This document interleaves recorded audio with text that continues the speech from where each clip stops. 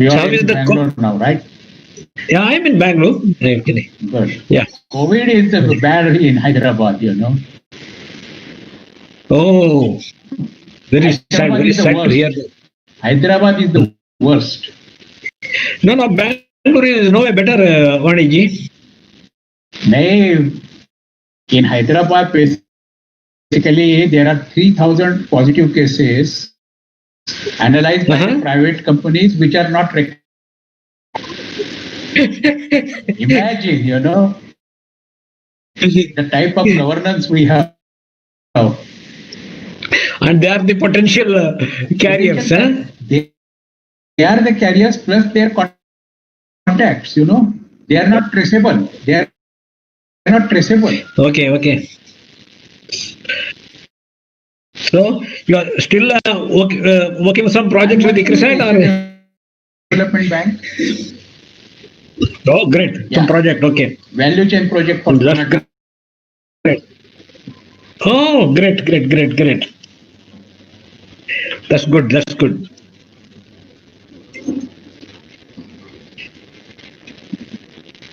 Actually, I am also in the board of a company in Hyderabad, Sam Agritech Limited. Actually, I come for the board meeting. Okay, let me know when you are coming next. Yeah, I will. Yeah. We can spend some time. Yeah. Dr. Sam, hello. Welcome. After a long time, great to see you here. Can you unmute yourself? Sam, namaste. Okay, so I'm unmuted. How are you? I am good, sir. How have you been? I'm doing good. I'm been quarantined in Manila for last 4 months already. That's good, so you cannot run away from there. You know? Yes. Yes. So, but it is the things are getting better here. Okay. Great to see you. Thank you for joining. Back to normal. Ambassador Alex, good morning to you. You're supposed to be in Vietnam, no? I moved to Manila last year. Okay. And then I'm moving to India next year. So I'm on the move on. That's good. I'm moving. Oh, might be in Bangalore. Great. We'll see. Your family is in the Philippines or in India? My wife and daughter with me. Okay. My son is in the US, so he got stuck there. So, Ambassador Alex, good morning. Good morning, everyone. Good morning, ma'am. Yeah, today's another great day. Everybody's so energetic. Good. Great to have you here, Alice. Thank you look as gorgeous. Thank you so much, Rupa. Thank you so much for inviting me. Yeah.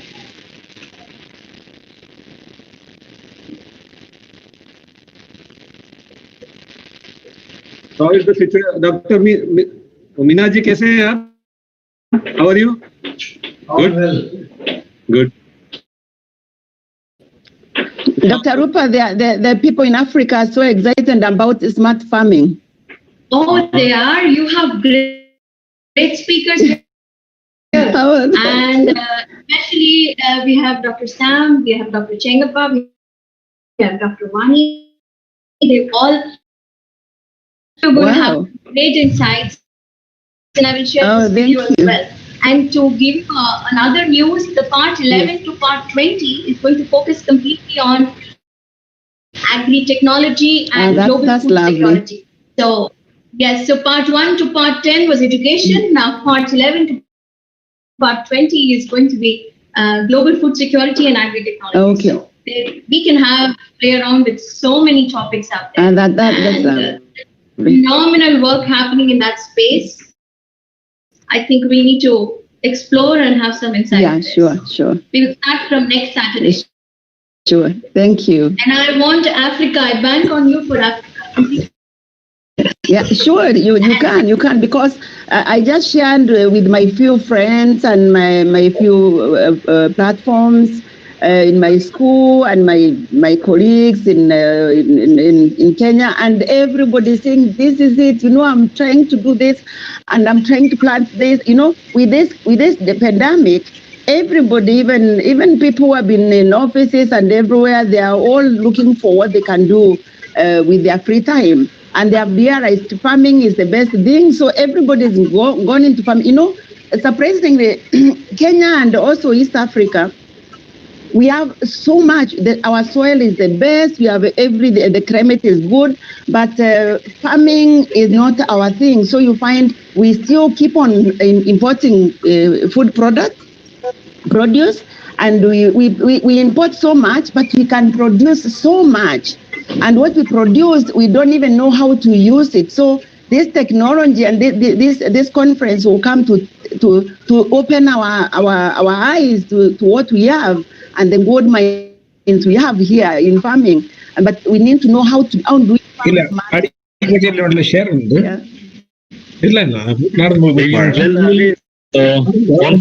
This is going to start in next 1 minute, about 60 seconds to go. I welcome you all and request you all to relax. Our two other speakers are here.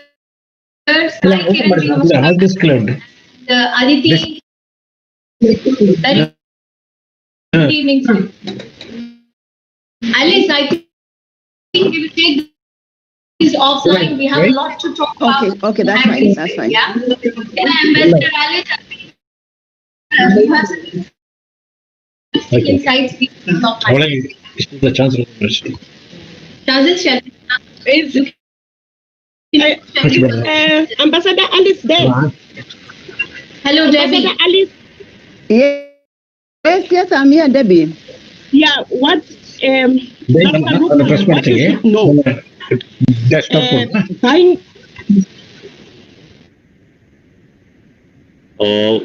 Welcome, ladies and gentlemen. My humble apologies. I think as the meeting is about to start, everyone has been muted.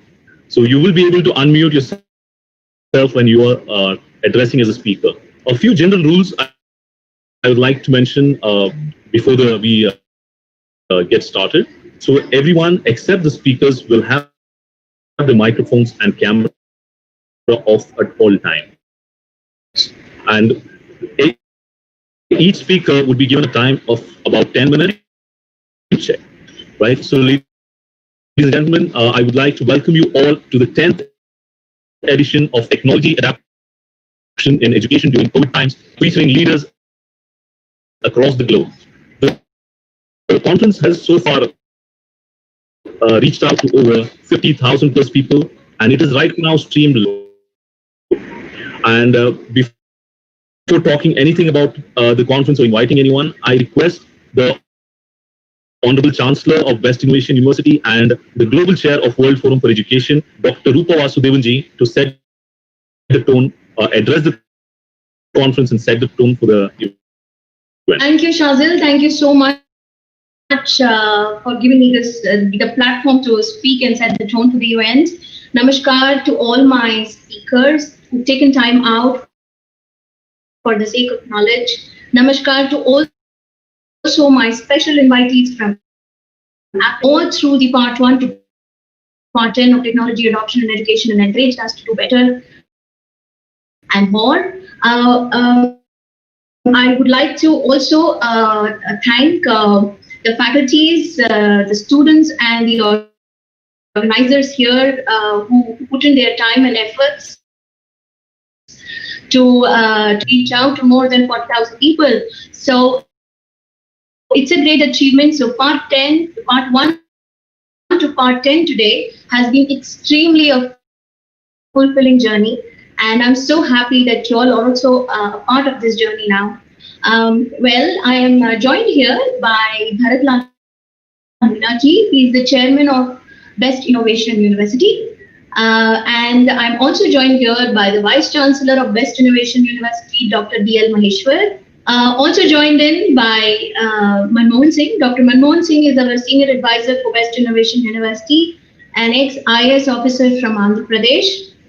Also joined in here by my global partner, Dr. Ayla Al-Jofri, She heads an organization called WWLC, World Women Leading Change, and all the beautiful ladies in the forum are because of WWLC. It's a congregation of about 3 million women leaders across the globe, and World Forum for Education is massively honored to be a part and partnering with this organization of WWLC.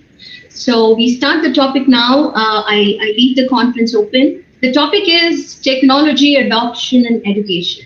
Now, the more we speak about digitalization, the more we speak about technology it's very dynamic. It keeps changing by the minute, and we all are aware of it. Especially for the teachers and for education, it's been a tough 4 months because we have about 60 million children in a school and who have not been able to attend school and colleges across the globe in the crucial months of February to August. It's extremely tough. Well, we are not alien to the idea of technology adoption in education. We are all aware of flipped classrooms. We are all aware of the digital pedagogies, but we never realized that the transition is going to be so sudden and so quick. And that's where I think this particular conference was crucial. We started, we have our conferences every Saturday, and we started around May 1st week.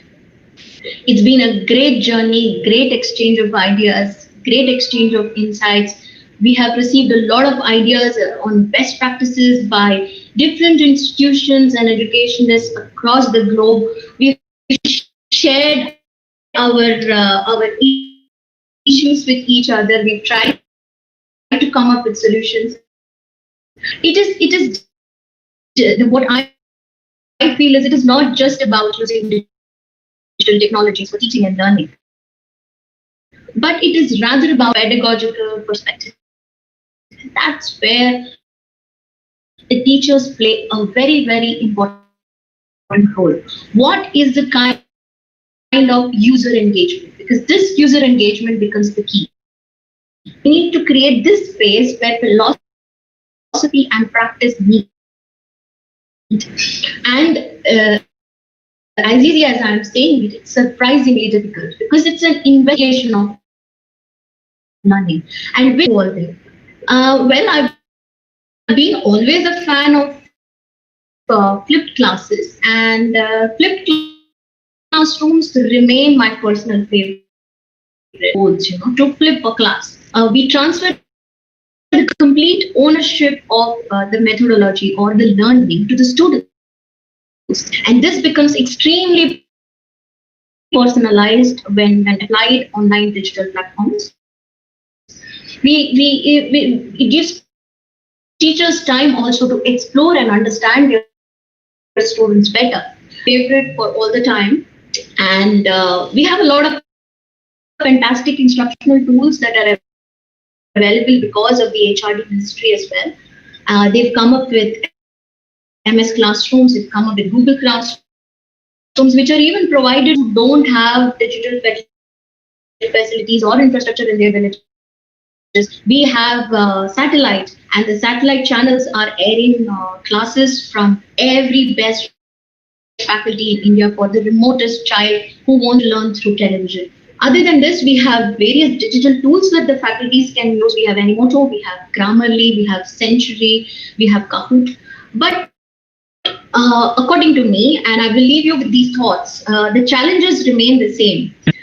We do have easy solutions for it, but then it's easier said than done.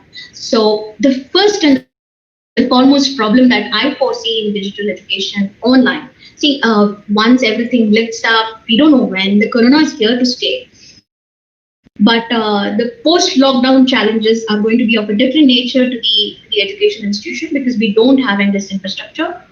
But while we are online, the biggest problem that I foresee is that the faculties are stripped of the face of the student. That becomes extremely tough to engage into something on a particular topic when all you have here is the screen with the name of a student. It becomes difficult, and you cannot engage a student's classes like for you to engage for an hour or 15 minutes. Then, of course, there are technical difficulties because all rural areas do not have the digital connectivity or the infrastructure that we envision for the right digital pedagogy. Then, of course, we have tools to make these things easier, but the timelines and the real-time talking, exchanging is absent in this. Well, all I can say is it's going to be a tough next 1 year. And blended learning is going to be the future. All we can do is de-stress the students and the teachers by counseling them, by mentoring them time to time, and also follow very strict self-discipline. So, yeah, we have questions, we have answers also. We have, it is an engagement that is very, very relative. It is engagement one-to-one. Depends on the location that you're in, depends on the kind of students you're addressing to. So it's become very flexible in that sense. I am personally in favor of blended learning mechanisms, and we at our university have been practicing. So let's hope. I leave you all with these thoughts, and I hope to have a very engaging, insightful, informative session today as well. I thank you all for having accepted to be here. And I now call upon our Vice Chancellor, Dr. B.L. Maheshwar, who will also critically explain us about what his thoughts are in the next 2 minutes, please. Over to you, Dr. Maheshwar. Thank you, madam. Yeah. At the outset, let me also welcome the speakers for today's, 10th series of this webinar. And now I could also try to take an account of the erstwhile 9 series of the webinar, wherein all the experts' visions, insights have been pulled, and now we're at the final stage of its compilation as to what could be the mode of recommendation, what should be the nature of taking this blended learning, and how to engage the students and the faculty in a more meaningful way. And in this context, thanks to the efforts of the faculty, the students, and the mentors in an university like BESTIU University, wherein in the higher education for agricultural sciences like agriculture courses, forestry courses, and horticulture courses, the applications of the technology has been so fruitful, and it has given a product. Agricultural discipline have been covered with the online. More than about 60% of the courses contents have been covered with online, and the mentoring efforts of the faculty is highly appreciable. The involvement of the students is also quite positive.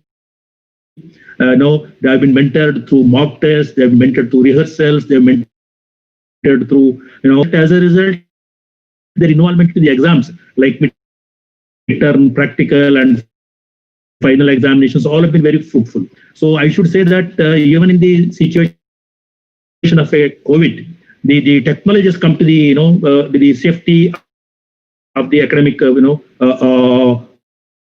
academic stability. So that's why even in the practical sciences higher education, the technology is applicable, and it is the robust IT framework, the adoption and application of new interventions as per the guidelines of the UGC, as per the support of the ICR, they have all been complied with. So in a way, the system has been so projective that over practical courses like professional courses like agrarian sciences could also be handled with this online. I'm sure that the blended combination of this digital pedagogy with the practical exposure is going to make the difference. Thanks to the Prime Minister's program of recent program of e-Vidya and Diksha, they're all quite supportive for framing the plans for agrarian sectors also. And recently, the Association of Indian University President also has assured that subsequently the development of the pedagogy, the formation of the virtual medias would be in favor of these classes. So I'm sure that the initiation of the BESTIU has certainly, has become a pioneering effort. The faculty and students and the management have certainly taken note of the prospects of this program in days to come. And with this happy note, I'm sure that the speakers have gotten an insight and a background of how BESTIU is now taking these initiatives in the forefront. And with this, I certainly expect the galaxy of the experts to highlight us as to what should be the further redefinements we can formulate into our roadmap preparation. Thank you, Dr. D.L. Maheshwar. It was wonderful listening to you. And just to keep it on record, we have Ambassador Debbie here. She's senior most. I would like to welcome Ayla Al-Jufri, had an issue joining in earlier. So I would like to formally welcome Dr. Ayla Al-Jufri also with a little announcement that the part 11 to part 20, which will start from next Saturday, will now cater to the theme of global food security and agriculture technology. So we'll have 10 parts starting from next Saturday, purely on agricultural technology and global food security. With that, I call on our Senior Director, Shazil Ahmed, to take over as moderator. Thank you very much, Dr. Rupa Vasudevan ji and Dr. D.L. Maheshwar ji. You truly set the tone for the event. I think you made my job easier. I can directly get into inviting the speakers whom we are all eager to hear from. So on that note, ladies and gentlemen, I just want to mention one thing, that we are live right now on Facebook and YouTube. Kindly, you can share the link and tweet about it with your speaker for the day. That is Dr. Suhas Swani, the former Director and Research Program Asia for ICRISAT. He has worked as a visiting professor in Department of Soil Science, University of Alberta during 1989 to 1991. Also, he has worked as International Rice Research Institute consultant. Dr. Wani has contributed to the creation of Muchetena initiative in Karnataka, a strong partnership that reached 4.75 million farmers in 5 years. I request Dr. Suhas Waniji to address the conference. Thank you. And let me screen sharing. Can you please open it for me?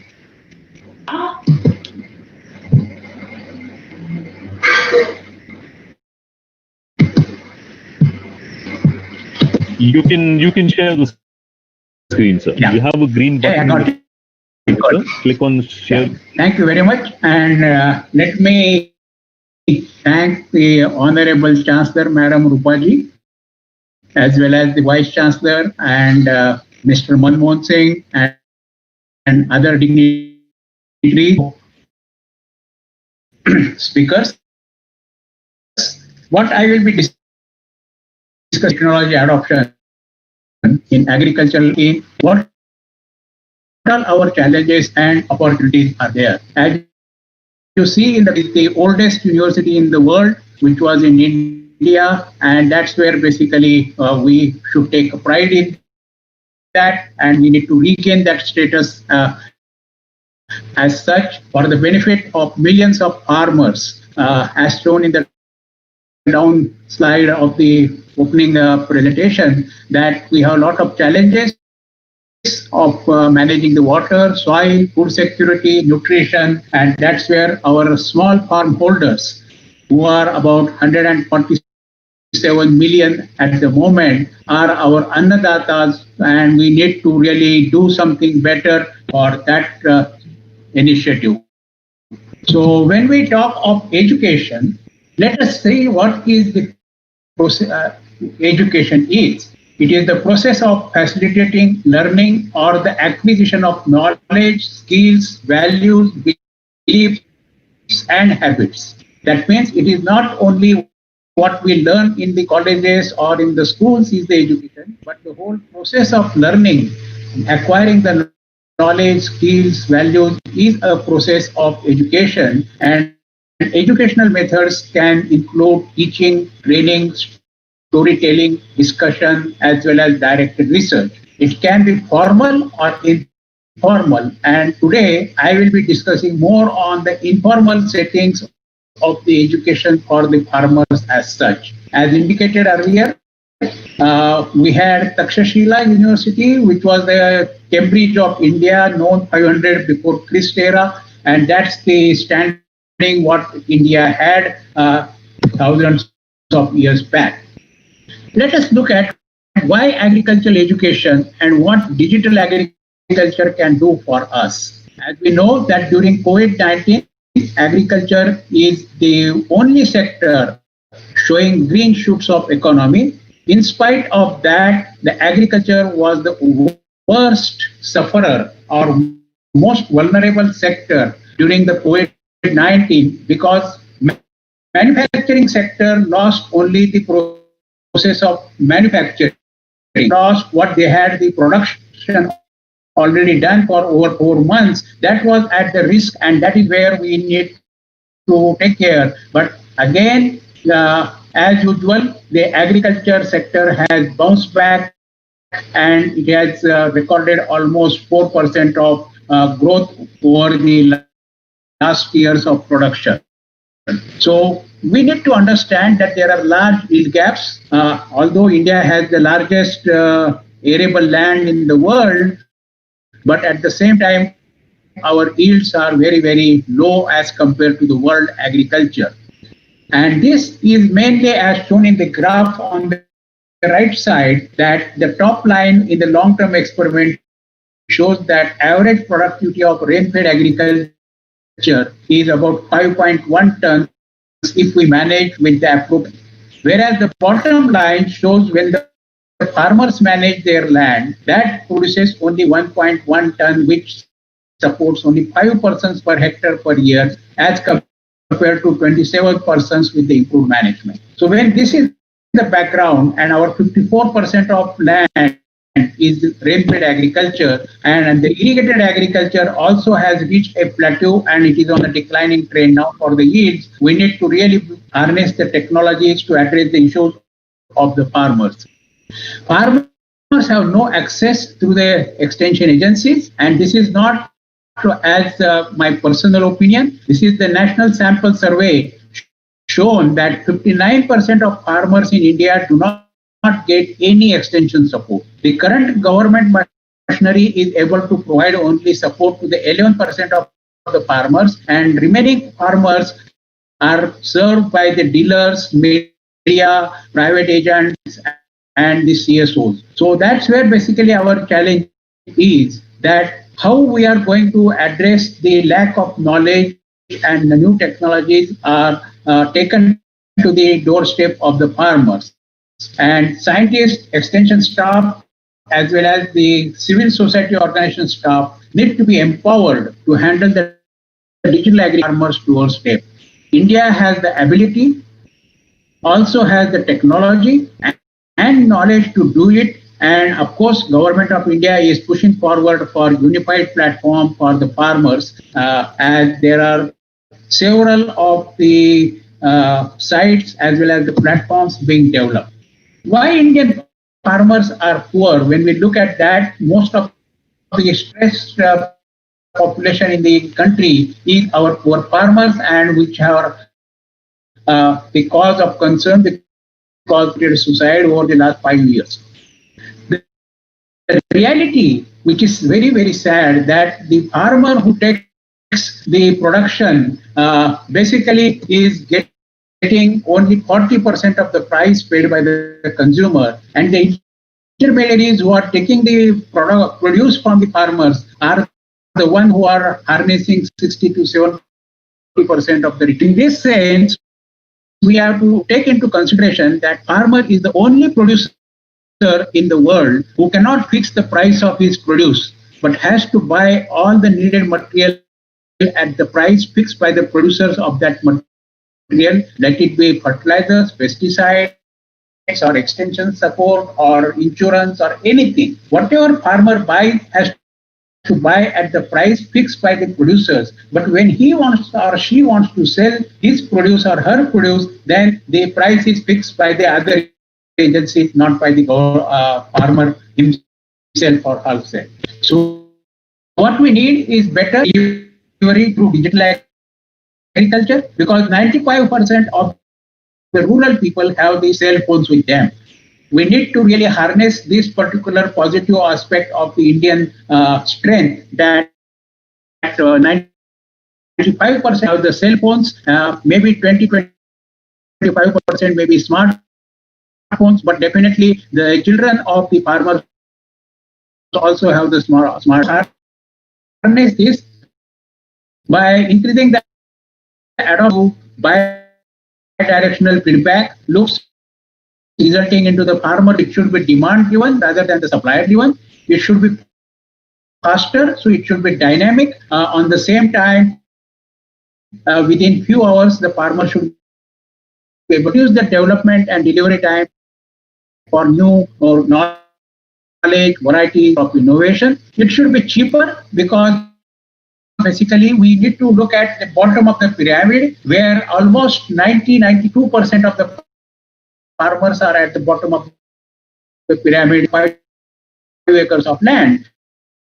And that's where we need to ensure that it is cheaper along with better and faster. When we have these products or services, older farmers' productivity, profitability by linking them with the market, getting more share, providing gains in poverty reduction through the value addition, and of course, improve the nutrition, education, and the savings of the farming community.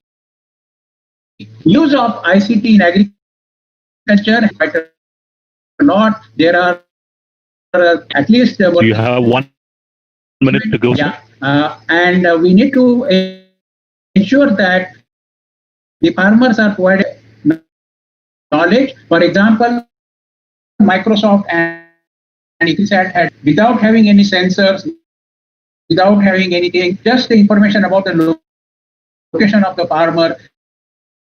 Farmer she should plant their crops. 21st century belongs to the young India, led by harnessing the technology and helping where the current technology are not able to reach, and bring in the high-tech agriculture and the farmer producer organizations as envisaged by the government of India. Lot of things can be achieved, scale of operation can be managed, and farmers. Thank you very much. Back to the organizers.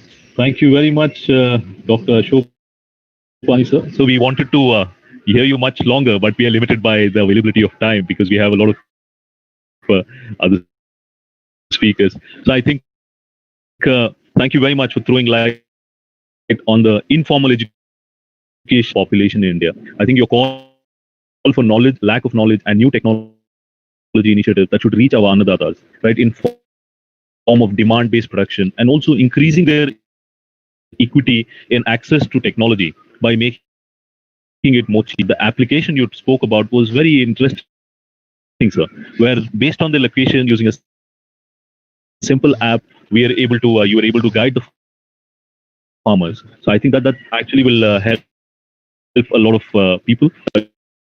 Suhaswani sir, for addressing the conference. Thank you very much, ladies and gentlemen. On that note, I would like to invite our next speaker for the day. That is Dr. Samirandu Mohanty, the Asia Regional Director at International Potato Center (CIP). He has worked as a principal scientist at International Rice Research Institute in Philippines. He brings over 20 years of experience with skills in research, asset management, policy, and trade analysis. I request Dr. Samirandu Mohanty, Dr. Samirandu Mohanty ji, to address the conference. Thank you, Shazil. Good morning, good afternoon, good evening, wherever you are logging in from. This is now, we have to say good afternoon, morning, evening all the time now. This is virtual now.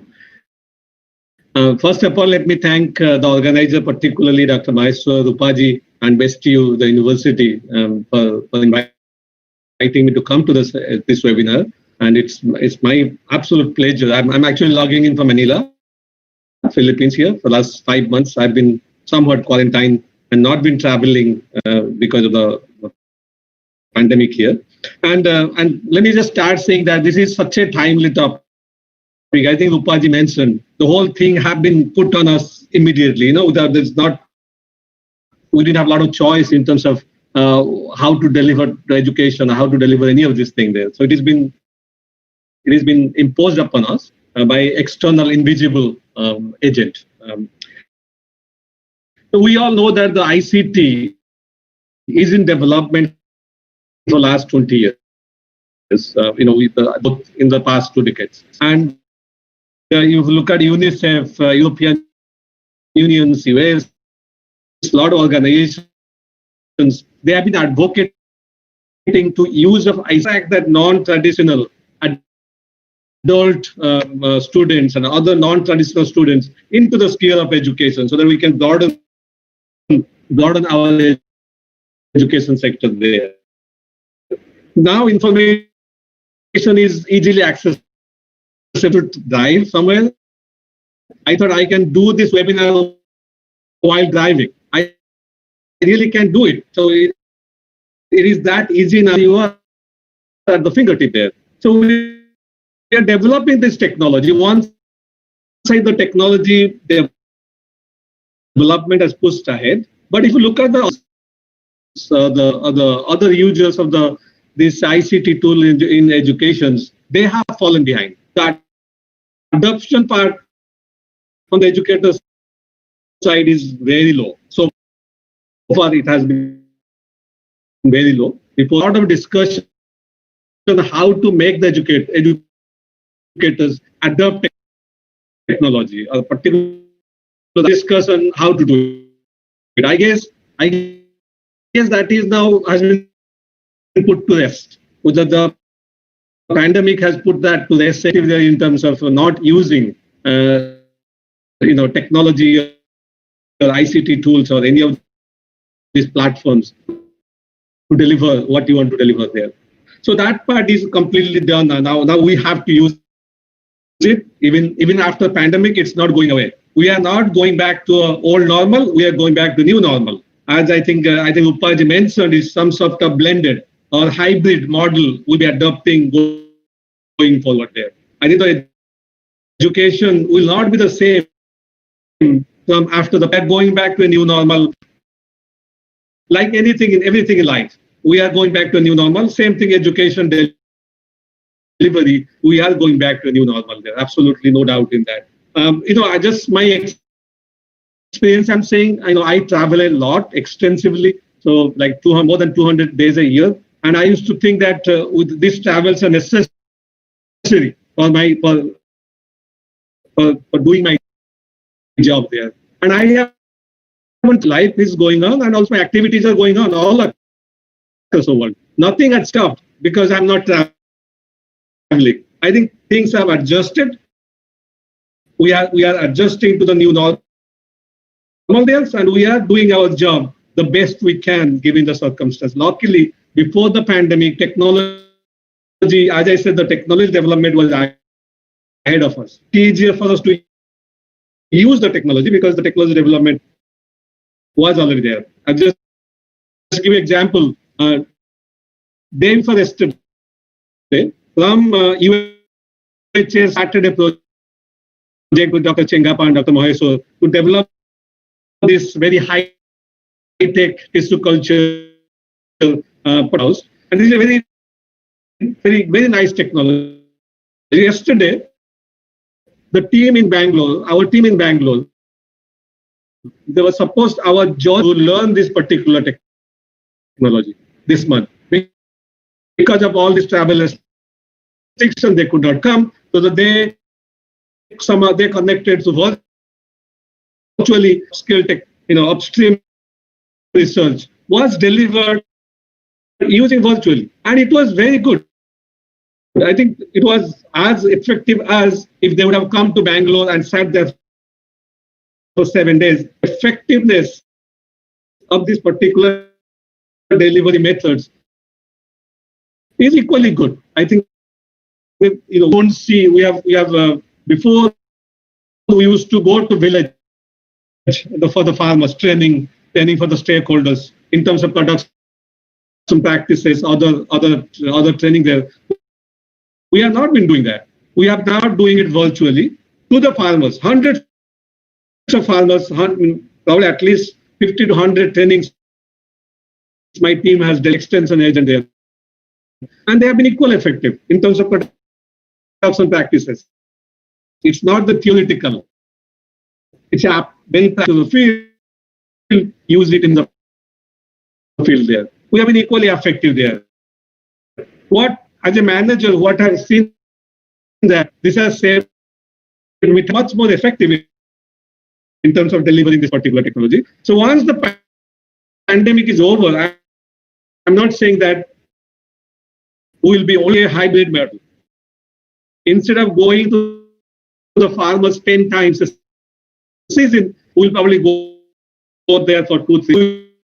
We used to not think. Although the technology was with us, we never thought we can deliver that to the farm. But now we know that it is effective and it can be done. So we are going back to this new normal where my suite of technical training, part of them going physically and talking to the farmers there. So this is very new normal what I'm mentioning there. There are some concerns there, but my concern goes back to the education, primary education. Checkable. We all graduated through this traditional methods. If we go back, what we will lose is done virtually there. We go to school or colleges not to learn academic skill. We also go there to, if you go back and remember your student life, you learned how to live in a month 500 rupees. I lived in Bangalore for 4 years, probably 300 to 500 rupees per month. That's where I learned my budgeting skill, how to manage my money there. Okay, so if you go back, a lot of all the friends you made, if you take that out, this is a big part of that. We need to be aware of that before moving on to the virtual training thing. We need to make sure we come up with the methods where academic skill which we used to learn from the school there.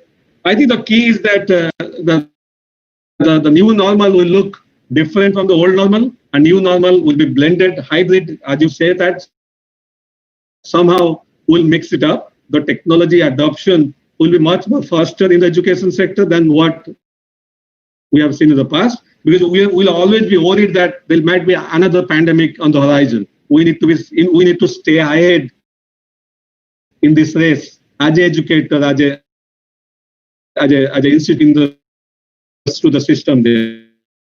I think that is something we'll be exploring, we'll be inventing, developing as we get. And other things I would like to focus in this thing is How?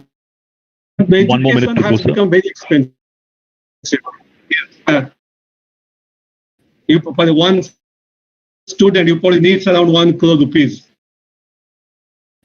At least if you're from the primary student there. I just wonder if this hybrid model will make education.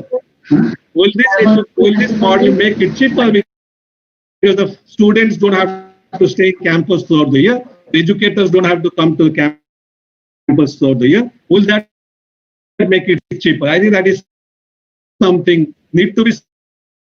So the next semester, if you decide to go to campus, there's a different tuition. If you decide to take course online, there's a different tuition fee there. So they have already decided that if you decide to take it online, it is cheaper.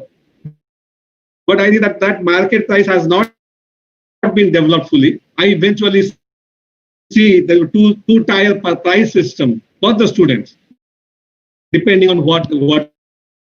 Thank you very much. Thank you very much. Dr. Suhas, Dr. Sam, by saying the world moves on and we are in for a new normal. It is, and you mentioned that it is very important to bring the non-traditional learners to farmers is something which I think everyone will take a cue from. I think something which you have already implemented. And on a lighter note, your budgeting skills is the need of the. Also, I think a very important point you mentioned, sir, is that we need to be prepared for new pandemic. Right, we need to have more contingency plans in place. I think that was a call I think which everyone will take a cue from. Thank you very much, Dr. Sam Mohanty for addressing the conference. It was a pleasure. Thank you. Ladies and gentlemen, on that note, I would like to invite our next CEO of National Rainfed Area Authority in the Ministry of Agriculture and Farmers Welfare and Government of India. Dr. Administration Service and has served the state of Odisha and Karnataka. He has also contributed to the first agriculture Mr. Ashok Dalwai to address the conference. I find myself like a square peg in a round hole here. I see that I am sprinkled amidst the educationists, and I see that topic for today is technology and education. And that's how many minutes is it for me?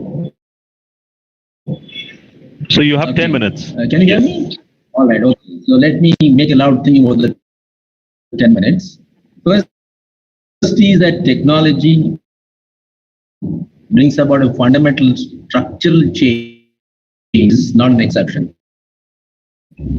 There are several opportunities and advantages that the technology brings. And it breaks down, it disrupts the existing social structure, and that's the biggest advantage. It is where we need to reach up to the largest section of society who are in economic transformation. And technology is something that can help us to reach out to this large section of the society in quick speed of time. I start with this context only to make it clear that when we talk about the whole educational system that leads to degrees and certificates, we must be looking at education, which means transformation of the society, which means manifestation of the best that exists in every individual, but it has not got manifested. Hence, I would say that while we do take care of the formal education, look at a larger section of the society that lives outside, and they need to be continuously educated. And we talk of education in more tangible form, we're talking about upgrading knowledge, changing their skills, their attitude, motivational level, so that the demography of a productive component of the transformation that is required for the humanity and the life at large. I would therefore like to draw your attention that how do we build this and the other kinds of platforms required to carry this knowledge through quick diffusion from the source to the sink. And when we talk of the sink here, we are talking about, for example, the first section, the illiterate class, which is pretty large in contribution in the 1990s, where we did try to motivate the people to become themselves educators. For example, my friend Bharat Meena. So likewise, now we have the backing of the technology to the large section of the society. And then there are specific skills for industry class, entrepreneur class, agriculture be offered definitely skills so that they become self-bred winners. So what kind of technology do we learn, for example, whether they are working at home or outside the home, they are a part of the working population. So what kind of devices do we use? What kind of content do we build to transfer knowledge and skills and attitude to the women folk of this country? Talking about technology in education during COVID time. The COVID advantage, in a sense, vicariously, is it has highlighted the importance of technology. It has highlighted the importance of an alternate means of reaching out to people. That is the only thing. Now, COVID, for that matter, has brought out that yes, universities, educational institutions, governments, and all professional bodies can adopt technology. Technology is something of which many people are able to touch the mouse, for example. Now, technology, this COVID has forced people to get more friendly to this. So this kind of contingencies, contingency for the population, it could be a natural calamity arising from floods and droughts or a tsunami. And under all these circumstances, they give real-time advice and there how to use technology. These are all parts of education. That's the point I'm trying to think about ethics. We day in and day out, for example, today we see various religious leaders, yoga teachers, they're all teaching certain things. And society first requires ethics to the people, including the students in particular, because the young minds need to be filled not to be part of it so that they become ethical members of the society. I did tell about the Bhagavati's knowledge can do. The biggest advantage I must reiterate, it is secular, it is neutral, it is gender neutral, it is class neutral in every sense, including it is neutral in case of scale. Unlike many other physical large sections of the society in quick speed of time, in real time, and to that extent the scales of operations are broad, and therefore the productivity of the investments involved all become multiple times, and we must therefore take advantage of this, particularly in a continuation of 130 crore and still growing. And then I was talking to how in the formal education system, as we move from kindergarten to the university level, as we move from the general education to the professional education, as you move from the physical science to specific treatment. So what now we need is that in the teachers training schools, in the BA, the teaching content is developed, where the pedagogy is developed, where the teaching methodologies are, the technology is gone now onwards going to supplement the physical, because education also involves transforming by being an example. A teacher is an example, a mother is an example, a father is an example, a school is an example. So we can't have an impersonal relationship. And we would be having interactive forces. However, how do we combine the physical way that we harvest the advantages of complementary relations that exist? My own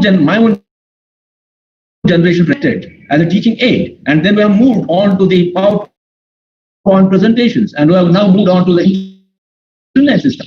The revolution that happened in technology was in the 20th century. We moved away from the analog system to the digital system. Now, digital system has enabled us to transform, convert every bit of information into a digital node.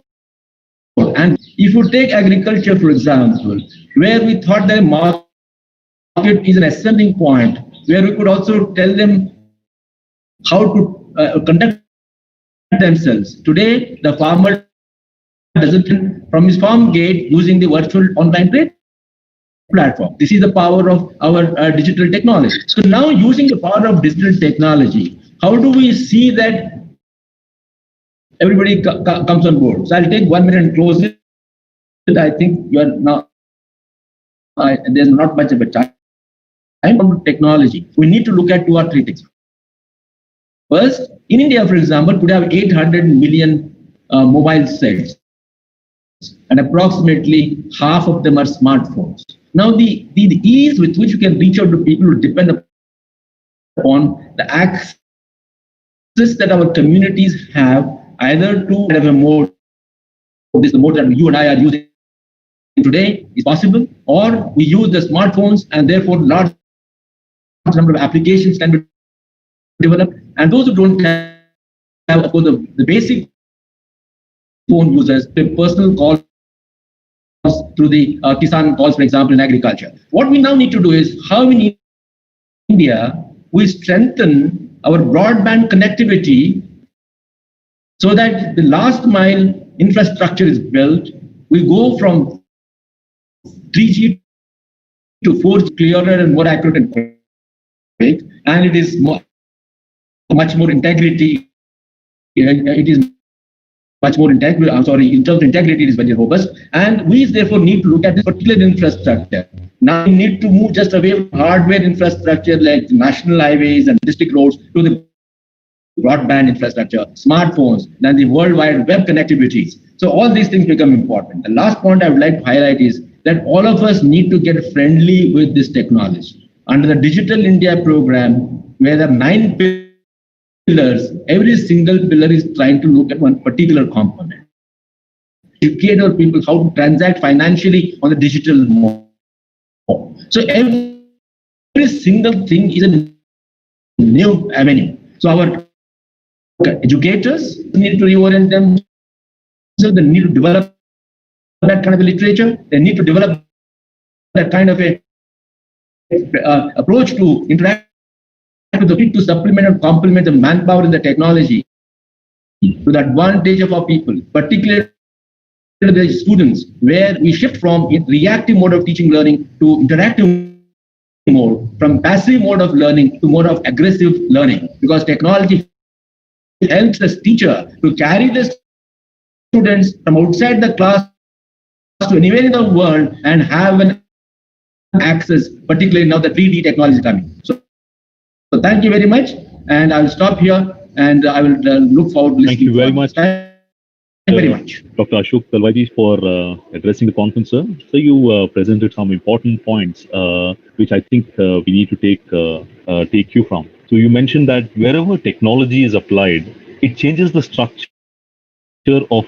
traditional learning. So the best example, I mean, I would like to highlight is the Best Innovation University. You would be really happy to know we have not missed even a single class since the day the first lockdown was announced, because we were prepared technologically and under the guidance of Shri Bharat Meena ji. I think you mentioned his name during your talk.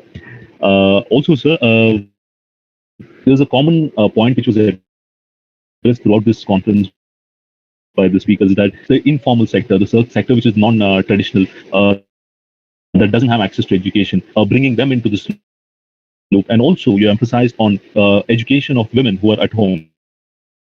I think with the technology which you mentioned, that which is gender neutral, which is caste neutral, which is color creed neutral, this is possible. And also the 3 important points which you mentioned, I think everyone would take cue from, sir, and develop solution based on that. I thank you very much for addressing the conference, Dr. Ashok Talwadi. Ladies and gentlemen, on that note, I would like to invite our next speaker.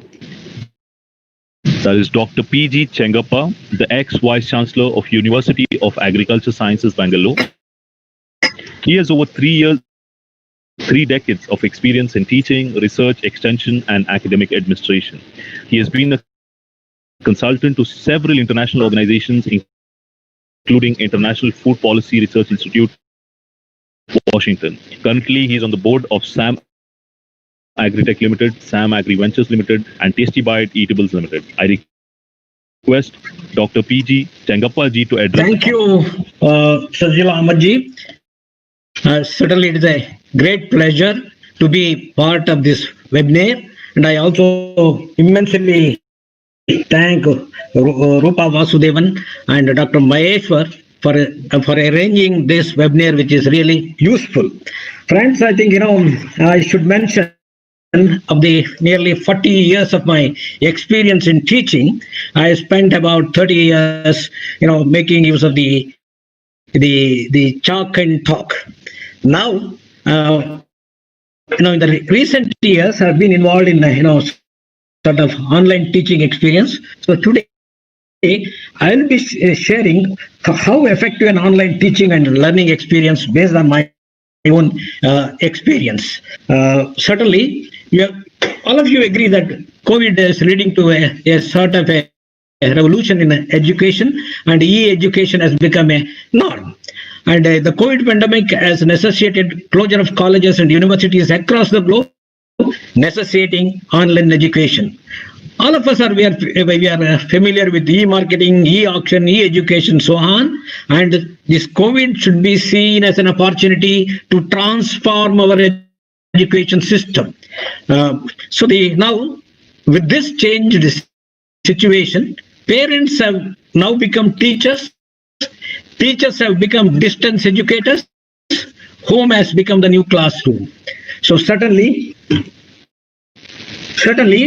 we need to, adjust to ourselves, or I must use the word, the real transformation. We should be, we should make use of this. The COVID-19 upended the social connection between students and teachers, which was pointed by some previous speakers. Certainly, we miss the casual interactions, discussions, pre and post classroom questions, debates, sports events, group activities, a diversity in the classroom, and the inclusion, etc. So this is a part of the transformation that's happening. Universities and faculty grapple with the shift to online education system. Strategies to maintain student-faculty connection should be a top priority, because in the online, the connection is literally it's all virtual. So certainly a change for students and teachers is certainly difficult. That too, this quick and unexpected change is much more difficult. So I want just to say, now we have one side the online learner, then on the other side the online teacher, the online So coming to the online learner, students are responsible for planning, organizing, and directing their own learning and create their own classroom environment. Certainly, this is the responsibility of the student, and we should see that they are tuned to that.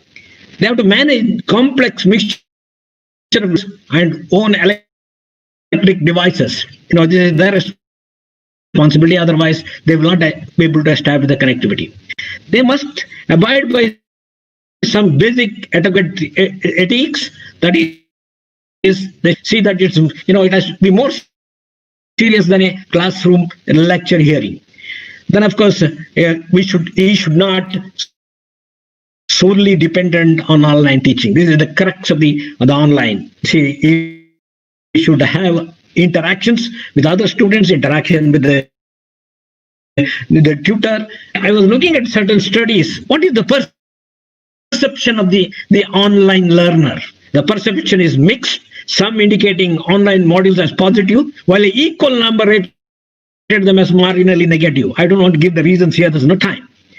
A blend of online and traditional approaches was preferred by science-based students, and there are this kind of opinion across the subjects, across the faculties. The limitations is organizing practical classes, organizing experiential learning programs, and hands-on training, etc., was indicated by many students. Well, we may say that we can have simulation models, but the simulations have its own limitations. Now I come to the online teaching where I just mentioned I also moved from chalk and talk to this online for last few years because this has become a necessity. Teachers who teach online courses face unique challenges. They're tasked with delivering course content, helping students to navigate technology, engage students in discussion, monitoring student progress, encouraging perseverance, providing timely and feedback, and fostering interaction between students. So online teacher must be flexible, responsive, and committed to engaging and retaining their students. This is very important concept because they have to see that the students really respond. Be available and anticipate questions. If students could always do their work on their own, why would they need teachers? So this should be in our mind that we should be able to answer their questions as and when needed. Teachers must update courses regularly to ensure they identify or support struggling or slow online learners who are being swept up in this tide. But certainly keep in mind there are slow learners in any class. This has to be kept in mind in online teaching. Coming to the focus of the university and faculty, see, for example, where the Honorable Chancellor and the Vice Chancellor of the BESTIU University are more interested, we must aim at creating a virtual campus and a virtual community of people caring about them. This is very, very top, should be top in our mind. Need to adopt an education system in tune with the digital era. Mix of classroom, open and distance learning, massive open online courses like the MOOC, all this should be used. It should be in combination. So only online has its own limitations. There are UGC, guidelines, and there is a UGC online courses or programs. Regulations of 2018 should be followed because this is mandatory for any university. If they are awarding degrees, this is a must. Use social media to complement your online communication. Find your own platform of choice. It may be Instagram and it may be Twitter. Both are different. In Instagram, you can go for more pictures, designs, etc. But in Twitter, only words. Then target the whole student development. See, for example, many of the teachers think that just give a lecture on the market efficiency and be done away with it. That doesn't serve the purpose. We should keep always in mind that the whole student development should be out. Then build a discipline of co-education space. This is also very important for a university now. You should have a co-education space. Share your discipline-specific content and analysis on the external event. Then we must really see the student success. The student placements, students getting fellowships, students' achievements. This has to be seen. Then the question comes: will online education work in India? Because this is ideally, it has been debated. I was looking at a study by Mukhopadhyaya based on the National Sample Survey data, where he argues that only 27% of the households have some internet, and in states such as West Bengal and Bihar, only 7 to 8% of the rural households have hardly any access to the internet. The rural areas are worsted, not only in terms of internet, but power supply also. So what happens is the question of inclusiveness, equity, and access to education is being jeopardized in this kind of situation. So we must really ensure, and it is the responsibility of the university to see that equal opportunity is provided in this online system. Then, of course, my last thing is, what is the future of this kind of, the whole future of learning? Online classroom education have their own merits and demerits depending upon the requirement of students, which was indicated by other speakers also. For universities, hybrid pedagogy should be the long-term goal, which was again emphasized by the previous speakers. Integrate online units into traditional classroom delivered courses based on learner characteristics, course content, and the learning content. This also should be kept in mind. 1 minute. Right combination to... Hello? So you have 1 minute to go, sir. Thank you. Yeah, I will make it. Thank you. Right combination to attract students, because certainly, education is also a demand-driven, market-driven. And you see, many students cannot afford expensive course fees, staying in campus, even traveling to campus from cities, etc.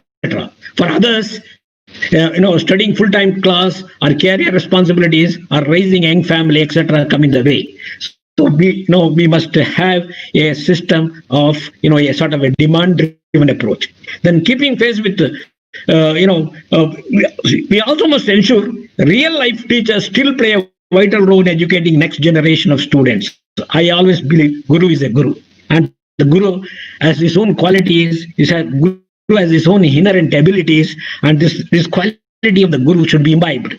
Well, this is not just by online teaching. By observing the Guru, also we learn a lot of things. So I conclude stating focus on integration rather than wholesale replacement should be the answer. Only online will not survive. A hybrid model will survive. Thank you very much. Thank you very much, Dr. P.G. Changapaji, for addressing the conference, sir. So you broke down all the points in very structured and easy way in form of advice to students, to teachers, and to universities. Right? You also quoted research about the connectivity, the equity in connectivity, which I think Dr. Ashok Galwai sir also mentioned, that there is connectivity issue and how to solve that. I think Dr. Rupa Vasudevan mentioned, such as satellite learning, along with a mixture of broadband education in order to make this more accessible. Thank you very much, sir, for addressing the conference. Thank you. Ladies and gentlemen, on that note, thank you, sir. On that note, I would like to invite our next speaker for the day, Ms. Shinta Dhanwardoyo Vitoyo Dhanwardoyo. She's a founder of Nusantara Venture and Bubu.com. Shinta Vitoyo is an Indonesian businesswoman, a digital activist, and an angel investor. She has initiated the Bubu Award, Web Design and Digital Marketing Award, and Pesta Blocker. And she has also been selected as Inspiring Women of 2013 honor roll by Forbes Indonesia magazine. I request Ms. Shinta to address the conference now. Thank you so much. Good afternoon, everybody. Today I'll be probably touching base about how technology in crisis, and maybe touch a little bit on education as well. So as we know that this pandemic has affected everybody globally, and from the economy as a macro and to the businesses, tech startup as a micro as well. I myself has actually been in the tech industry for about 24 years now. I started in '96, and now I'm mostly doing mentoring to the tech startups and also a little bit of angel investing, because previously I was also a venture capitalist, but now I'm more doing my own investment and helping startup through mentorship. And in Indonesia, the government have launched multiple public health and economic responses, from quantitative easing to civil emergency policy during this pandemic. And with so many uncertainties in the market, one sure thing is that us in the tech and business landscape, we have to focus on two things: how to survive the current situation, and we need to also think beyond coronavirus, like the path of the new normal. That's how people call it these days. So speaking from that standpoint of tech, surviving the current situation is about showing your adaptability, I think, right?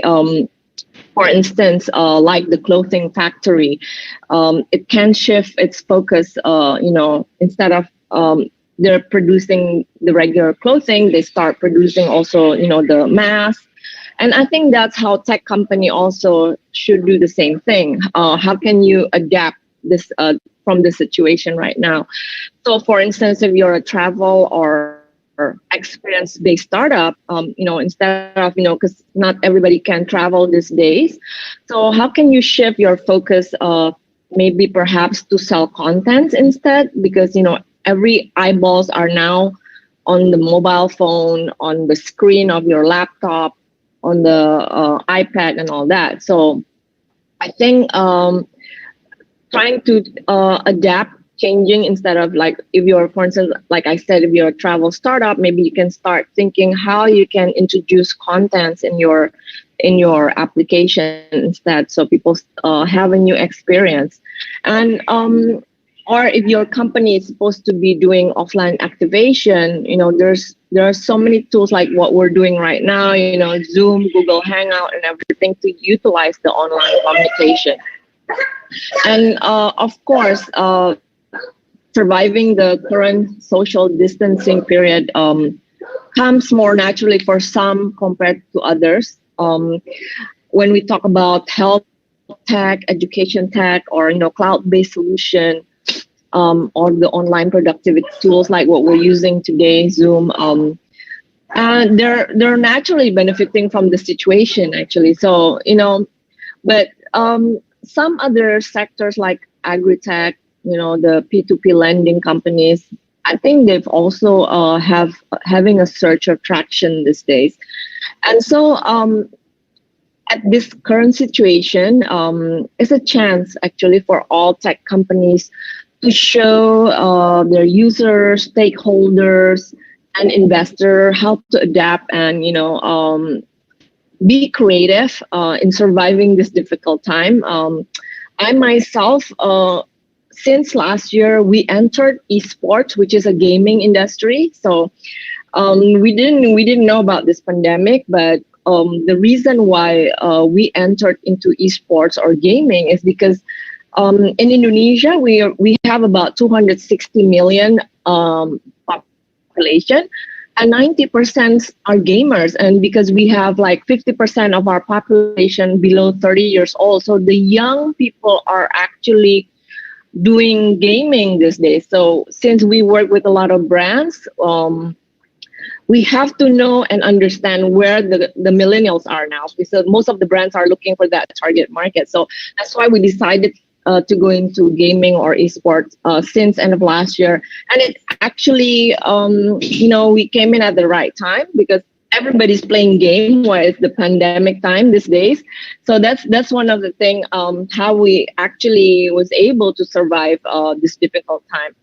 And I believe those who stand up will gain a massive boost of credibility after the curve has flattened as well, because we're able to adapt and see the new normal. How do we adapt this new normal? And I think two things to keep in mind. Maybe like at this difficult time may not be all about profit taking, but it actually could be an opportunity to convert new users to use the services or the products that you have. And you can always build a story around it. The second one, like you can do campaigns, CSR, donations. Those are the new activities that we can do while in this pandemic situation. And we're hoping that this situation actually is going to bring us to a new equilibrium. And I think the crisis has not revealed just vulnerabilities, but opportunities, I think, to improve the performance of businesses, especially when we're talking about tech companies. We also start, needing to consider which costs are truly fixed versus variable, for instance, which has luxuries versus necessity. So, a lot of things, with this situation, we start thinking of different ways and how to adapt within the company. And if anything, I think social distancing, working from home policy has proved us that digital transformation is definitely doable, and it becomes a necessity. And the situation is pushing the adoption of technology throughout all sectors, especially since tech can drive productivity. And that's the beauty of it. And technologies are so high in accessibility, and that when other resources are unavailable due to the crisis, they become an integral part that, to move your company forwards. And then when we talk about education, in Indonesia, and then when we talk about online education, Actually, because I was speaking earlier about all these tech companies. Actually, 15 out of 20 top tech companies in Indonesia state that hiring local tech talent is very, very hard and very difficult. So when I talk about tech talent, it could be like developers, of course, engineers, um, artificial intelligence engineers and all that. So we have about 9 million deficit actually in skilled and semi-skilled ICT workers in Indonesia. And this is something we're hoping to work with other countries, maybe with India as well. How can we teach more developers? Like we need the high-skilled developers. And I think like 55% of the graduates in Indonesia, they're not actually ready for the, for the working condition right now, because like there's a mismatch with the graduates and the jobs that are available in Indonesia. So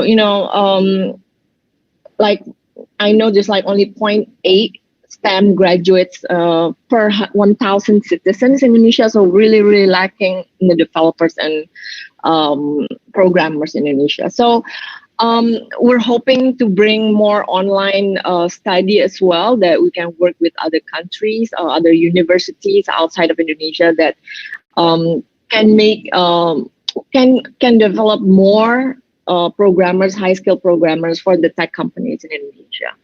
So I think that's all from my side. Really looking forward to hear from the others as well. Thank you. Good afternoon, everyone. Thank you very much, Ms. Shinta, for addressing the conference. I think you presented a view of an investor, a venture capitalist, and in form of an advice to the startup and technology companies globally, right? Points such as developing solutions for millennials and work from home policy were very well noted. Thank you very much, and for addressing the conference. Ladies and gentlemen, on that note, I would like to invite our next speaker, Mr. Sai Kiran. Mr. Sai Kiran is a social activist and a mentor to multiple startup companies. He's also head of strategic partnership for a UK-based company. I request Mr. Sai Kiran to address the conference now.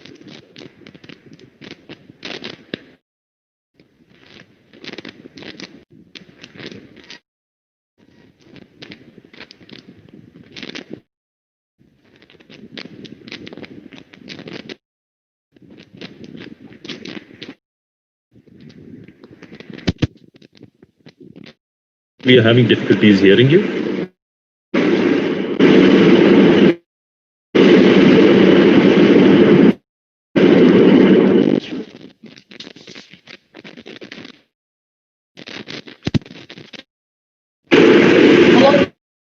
Once again, Shazil.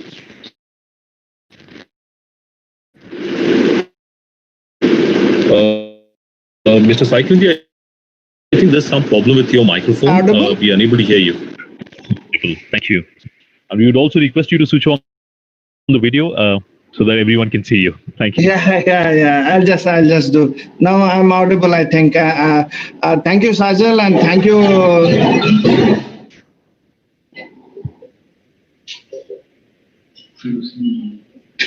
Thank you, Dr. Rupa.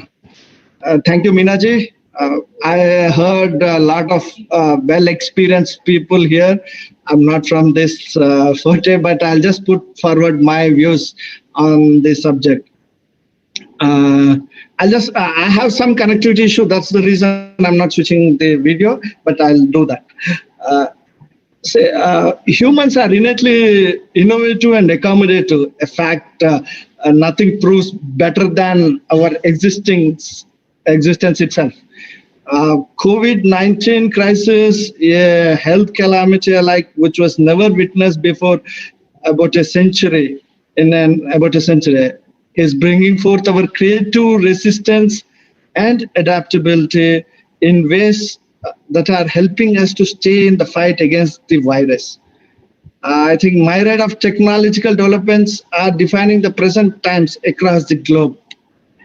One common among many countries is use of mobile applications for contact tracing of the infected person to isolate those who have been in his vicinity, hence preventing mass spread. Like India, China, Taiwan, Korea have employed this very effectively. There are UVD robots which disinfectant room using ultraviolet light are being widely used in Italy, particularly in hospitals.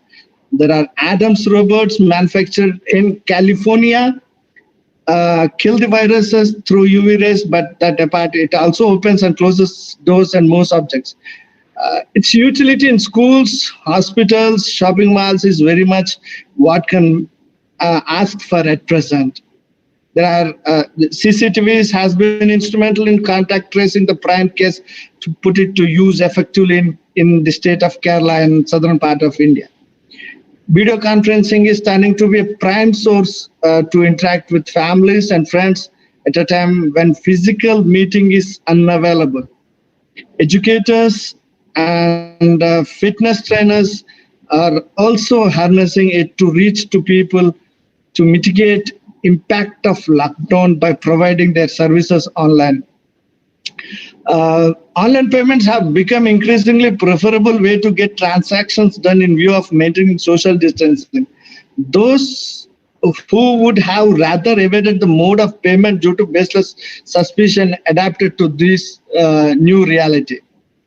Curb to travel long distance led people to online shopping.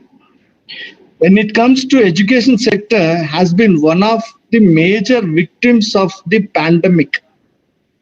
Closing of schools and colleges has enormously impacted the usual flow of academics. That though could not check our resolve to new findings to minimize the damage, digital way is how we have been able to do it. Especially we are building products on that also. Even at the inception of first phase of national lockdown, many universities and colleges had opted for online classes route to not let academics be interrupted. Among them are both government institutions like IITs and private institutions. A number of e-education platforms like PG, Patashala, Swayam, NEET are being used by students and teachers. Some institutions are putting their contents in public so that everyone could get benefit from them. Schools have been harnessing applications like Zoom and GoodMeet in very productive fashion by holding regular scheduled meetings. That's online classes, I say. Under the central government guidelines, entrance exams like NTA initiated applications where students can appear for free mock tests and be presented with a detailed evaluation of their achieved score. I feel all these technological adaptations are testament to collective human resourcefulness, creativity, and adaptability. All of which will take us through these challenging times and we come over this tough situation in this pandemic time. That's what I want to put forward because I heard a lot from other speakers. I don't want to continue from here because all these academics have put the technical side from their point of view. Thank you for giving me this opportunity. Thank you.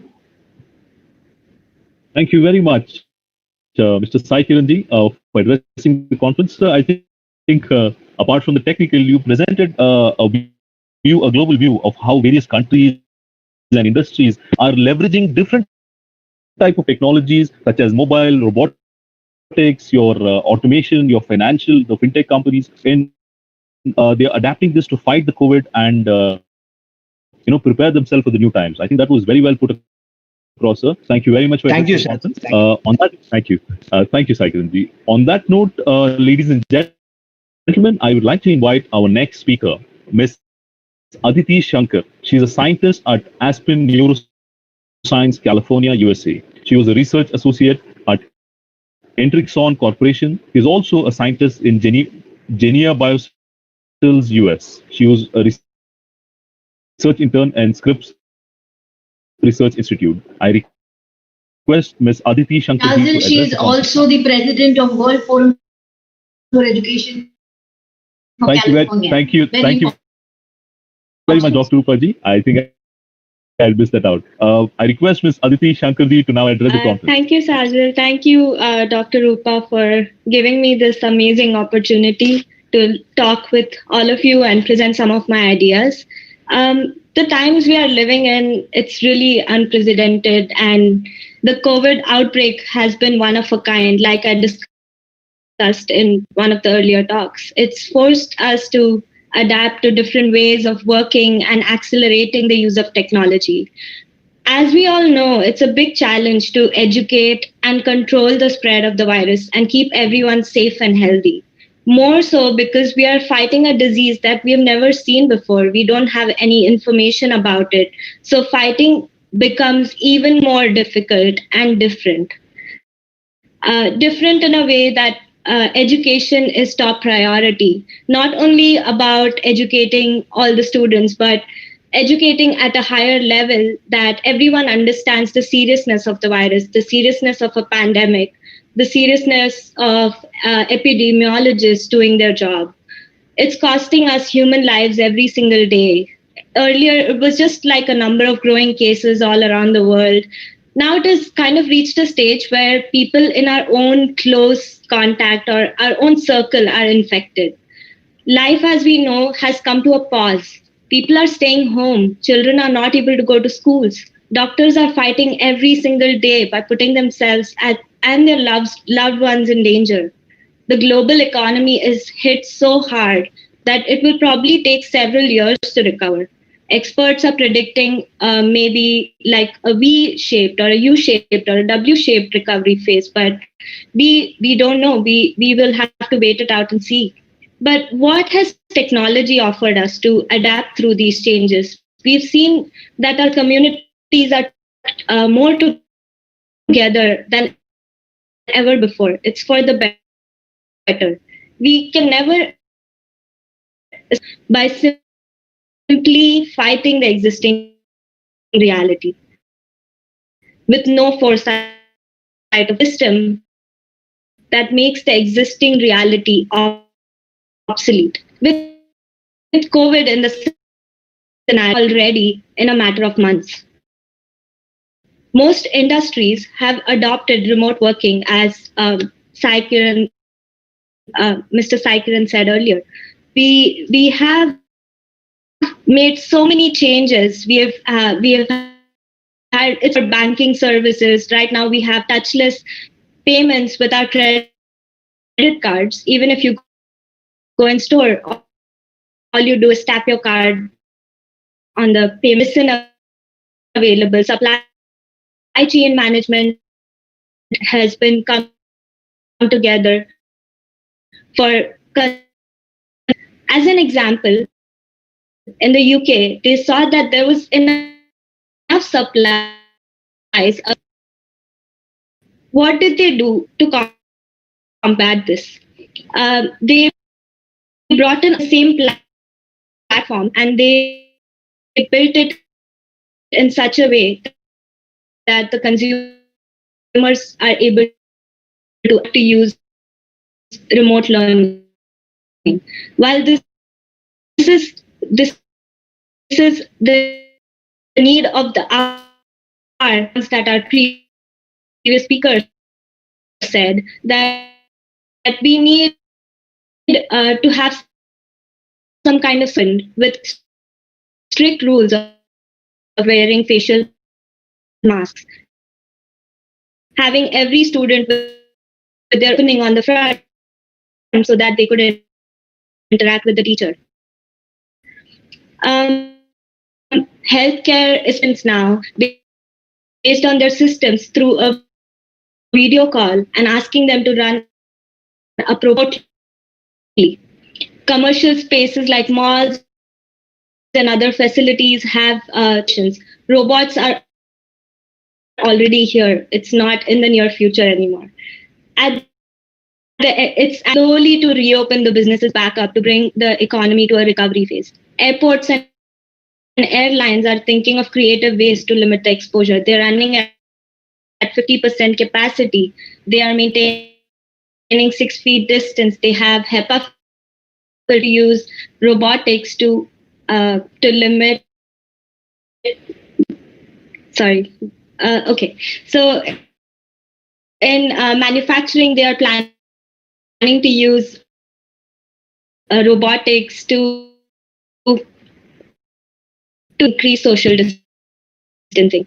Restaurants, food deliveries, groceries, everything is on an online plan look like. Very soon, we are going to have robots everywhere, including hospitals, monitoring of your heart rate or blood pressure. And for doing, we can really stay home and make machines do things for us now. There are plans to use drones to combat pandemics and outbreaks like COVID-19. For using, we can send out drones and collect samples from them to send it to the hospital, run the tests, and have the patients receive the results on their phone app. With all of this accelerated demand for tech become very essential. Human connections and interactions are very, very essential. In 2014, Shri Narendra Modi ji gave a reference of people in India during his elections. This same technology can now be further advanced interaction to advanced video calls. There are upsides to the pandemic too. With 80 emissions, we have reduced accidents, we have reduced crimes, we have more time for ourselves and our loved ones. We are making history every single day. This is our story, our generation to learn and adapt. I'm sure we can power through these tough times and come out stronger. Thank you very much, Ms. Aditi, for addressing the conference. I think on time. You spoke about how the communities are now together thanks to the COVID and also the technology. And also you mentioned that we are 4 years ahead in leveraging the here. And back in 2005, when I was very new in the industry, I read an article. This is how the robots are. They are very much welcome. Thank you very much, Ms. Aditi ji, for addressing the conference. Ladies and gentlemen, on that note, I would like to invite our next speaker, Dr. Ashok Alurji, the Director for Center of Excellence. He was also, we are very proud to say, he was also a founder Vice Chancellor of Best Innovation University. He has also served as the project coordinator at International Crop in a technical agriculture man ecology for ETC Netherlands. He has published more than 40 Ashok Alurji to address the conference. Thank you, Mr. Shazil. Good afternoon to everybody. Subject prior to me, and I would like to throw a little focus on this technology adoption in education during COVID times, with a focus on COVID-19 has resulted in shutdown of several schools, colleges, universities across the globe, and agricultural education institutions are not an exception to this. Globally, over 1.2 billion students. As a result, education has changed dramatically with a distinctive remotely and on digital platforms. With a sudden shift away from the adoption of online learning will continue to persist post-pandemic, and how such a shift would impact the agricultural education system. Even before COVID-19, there was already a high growth and adoption of such system in education. About 18.66 billion US in 2019, and overall market for the online education is $10 billion by 2025. And whether it is video conferencing tools or online learning software, there has been since COVID-19. However, efforts are very, very minimal, very much advanced with regard to e-learning systems, use of ICT technology, in fact, e-learning modules in agriculture and horticulture sectors. I don't find much e-learning in agriculture. While some believe that the unplanned and rapid move, insufficient bandwidth, and little preparation has resulted in a to sustain growth in agriculture sector. Others believe that the new hybrid model of benefits.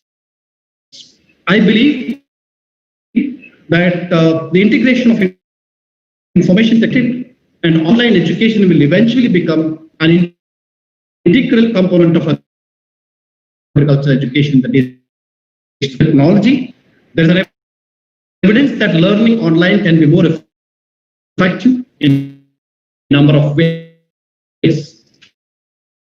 Some results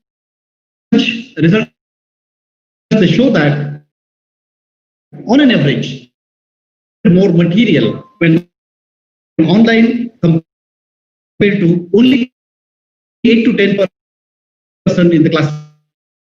This is mostly in the online system. E-learning requires 40 to 60% less time to can learn at their own pace. They go back and they can reread it sometime, or sometimes this can also help in accelerating to the concept that they as in e-learning system in agricultural education, because some students struggle to participate in the digital learning. This is the practical thing, because we are facing day-to-day basis. This gap is seen within countries. Many students may not have even a computer to use. Nevertheless, effectiveness of online learning varies amongst the age groups. The general concept, the structured environment is required because students are more easily distracted. To get the full benefit of online learning structure and go beyond the replicating of physical or classroom lecture through collaborative tools and engagement methods that promote inclusion, personalization, and intelligence. Through though no sector has been able to reach 100% adoption and e-learning methods in their training programs or in their education programs. E-learning in Canadian, European, American significantly behind the current adoption rate seen in non-agricultural sectors, especially in these countries. But if you look at the Indian subcontinent, we are far identified by the researchers inhibiting the expansion of e-learning in agriculture, or mainly due to the fact that the agriculture, on the job learning or hands-on is essential in most of the subjects. Wherever hands-on learning, and most of the subjects in agriculture sector, the emphasis on practical learning methods between the trainers and the designers. Many times our faculty, we look at faculty as our trainers in the system, and some of the problem lie in the educators' inability to bridge the technical divide and skill needed by the students, but they must also figure out how to present the material in an appropriate can translate that information into applicable solutions. The faculty, in most of the cases, they learn courses and programs using learning applications because they have teachers and trainers. In most of the cases, are forced to learn. They need ongoing support as well as training, and also the degree of these, currently available to the agriculture sector. And if you look at the faculty in agriculture sector, they have faced with several adopting to the new technologies, lack of both formalized reward system, and about the loss of teacher-student relationship in the e-learning system, and also if you look at the time and money and major increases in the administrative workload. These are few challenges or difficulties that the institutions should understand that e-learning is a major investment in their ability to maximize online teaching efficiency and effectiveness in the days to come. As most of the speakers talk about, this is going to be, we also need to throw more light and focus onto similar things. Research has also very clearly shown that the electronic communication, the image technologies, they offer a lot of, 1 minute to go. Yeah. Once they surpass the initial load of administrative skills and all that. And if you look at the, ease with which the people are working, converting previously written or prepared educational documents and lectures into online teaching is not terribly difficult. But people, the faculty look at it as a very difficult. Special attention must be paid towards developing links, review questions, connecting important aspect. To conclude, the first step of e-learning in agriculture pay more attention. In Indian subcontinent, we have not to spend time for making agricultural online more funding and interest has been geared towards special programs in agribusiness can join their hands and develop very effective ways to fully exploit the electronic media, maximizing its usefulness to the real simple PowerPoint presentations. They need to be modified into online modules, electronic resources that are available. So the faculty have to come together, bridge the gaps that is existing in the, making e-learning, and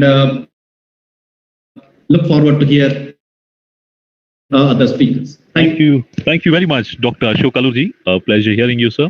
So your technology in education has been prevalent for a very long period of time. And you rightly highlighted that the $18 billion example of that is just that we just got accelerated now due to COVID in leveraging or utilizing the technology. Also presented the solutions for the current issues in the agri-based. I think your call for structured learning mechanism and program design training for faculty is need of the hour. We look forward to have this documented and shared with the world. Thank you very much, Dr. Ashok. Thank you. Thank you, Mr. Right. Ladies and gentlemen, on that note, I would like to invite Dr. Manmohan of the Andhra Pradesh government and the senior advisor to the Best Innovation University to present his concluding remarks. Thank you. Thank you, Shazil. I'm really happy to conclude this 10th webinar conducted by Best Innovation University. I believe Best Innovation University is the only university in the country which has continuously for last 10 weeks conducted webinars on this very important subject of technology adoption in education, which is, as many of the speakers have said here, is thrust upon us suddenly. We were not prepared for it. And it is going to stay in future. It's not going to go away, even if COVID goes. So we have to be ready for future also. So technology adoption is important today as well as it will be important in future also. So this very important issue has been taken as a subject by Best Innovation University for discussion. Several eminent educationists, senior bureaucrats, scientists, technology experts, industry leaders, and social activists, they have attended these 10 webinars and offered their critical views, both on positive as well as negative side of online teaching and learning. Today, we are happy that very, very eminent people, they have joined this webinar and given their very, very valuable suggestions, their views on this important subject. Dr. Suhas Wani is very reputed agriculture scientist. I know him for last 10 years. We worked together in Andhra Pradesh in primary sector mission, and we have been a very big beneficiary of his advice and association with ICRISET. Dr. Wani has gone into the depth of the issues which the agriculture sector is facing, and it's manifested in several farmers' suicide, which is very, very unfortunate. He has really said knowledge is power. So if we give real knowledge in time to the farmers as to what to be sown, what to be technology to be adopted, how we can process the produce, how we can reach to market, what is the price in the market, all these things, then they can get better value for their produce and they'll produce what is needed for by the market. So such knowledge can be imparted by technology. So this is how he has emphasized the need for adopting technology in agriculture, in informal education for the farmers. Very, very sound advice you have given, Dr. Wani, and it will really help all the educationists as well as the policy makers in focusing on this aspect of technology. Thank you very much for joining for this webinar. Dr. Sam Mohanty is also a very eminent agriculture scientist. Now he is in Potato Research Center, Vietnam. He spoke from Manila, and he has really touched upon very practical aspects of agriculture, skill imparting to the farmers, and he has said how we don't have to go back, because this online teaching, online practical skill imparting has to stay, and there is no going back on it. Therefore, we need to develop very effective system, and hybrid methodology, as he has suggested, is will be the best way to reach to the farmers as well as students. What he has said is the main concern is about life skill learning, social skills, which we used to learn in the classrooms. That will probably be missing, and we need to really focus on it and how hybrid methodology can bring it back. So this is a very important suggestion, Dr. Mohanty. Really, we are grateful to you that you have joined for this webinar today. Our senior bureaucrat, Sri Ashok Dalwai-ji, we are really grateful to you, sir, that you joined. You have taken time out, and today you have addressed all of us. And very, very important suggestion you have given, how in this change situation, in the new normal, how we can empower our teachers, how we can develop the pedagogy, how we can give new look to the contents and content delivery so that it's more useful and more interactive. So you have touched upon various aspects, so many things, but you finally recommended interactive kind of teaching and learning, smartphones and internet, where it is available, where it is not available, we can go for simple method like SMS and phone calls. That will help a large number of people. Very, very nicely you have given about the advantages of Digital India initiative by the Government of India, sir. Really, your suggestions are very praiseworthy, sir. We will make a record of it and make a part of our report, which we are going to share with all the stakeholders. Dr. Chengappa, ex-VC of University of Agriculture Sciences, Bangalore.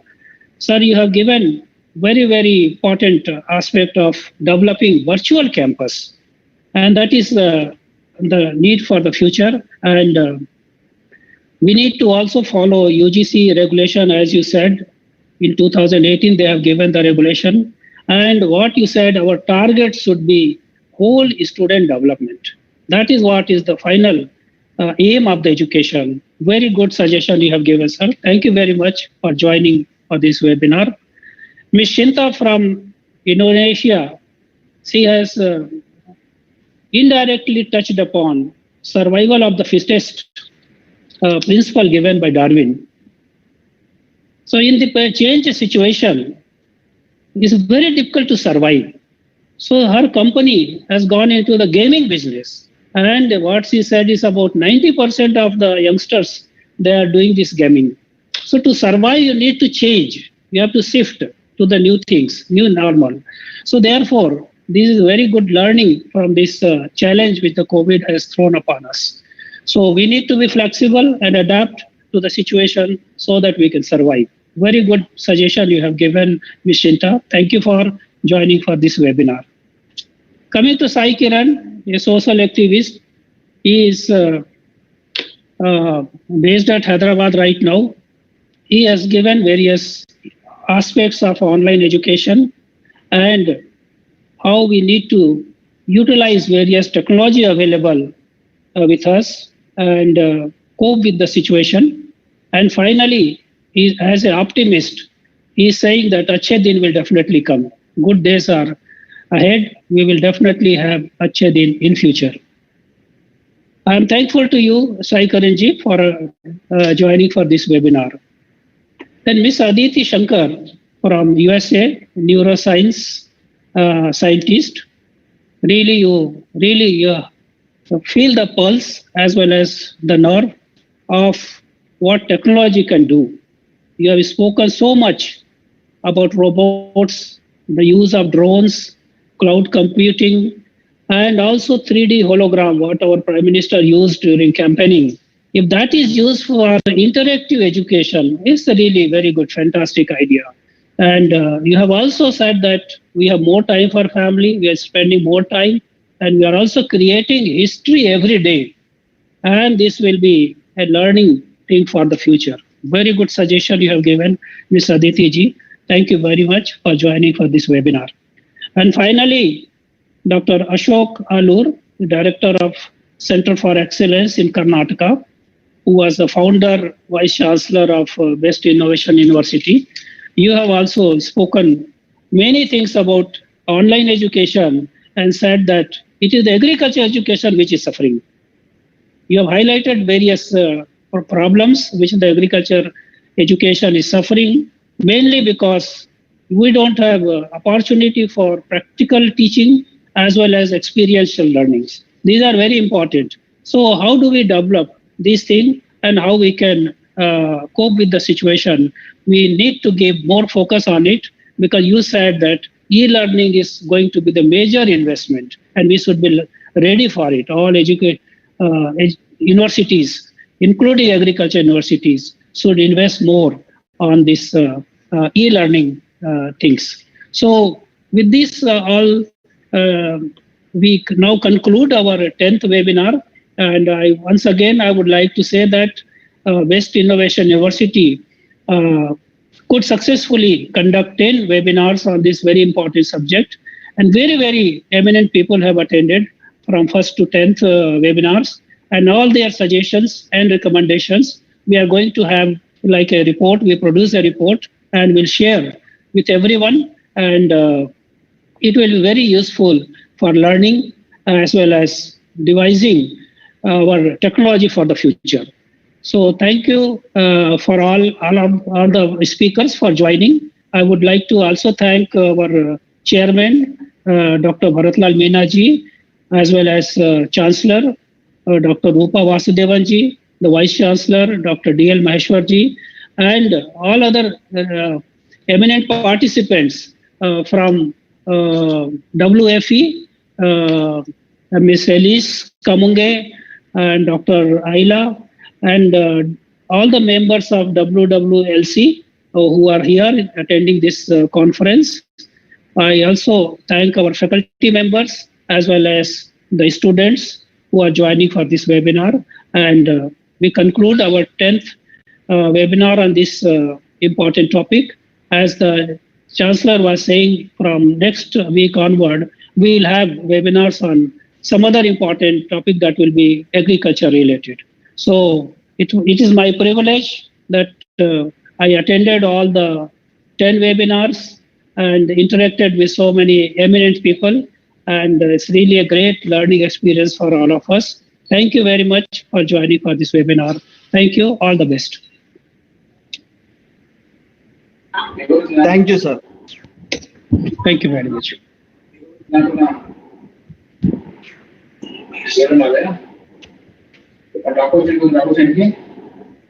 Shazil, conclude. Hello. Thank you very much, Dr. Manmohan Singh ji, for presenting the vote of thanks. Ladies and gentlemen, we will see you all the next week on 11th of July with a new topic, with a new vision to change the world with global leaders in agriculture and technology space. Till then, take care and have a nice time. Namaste.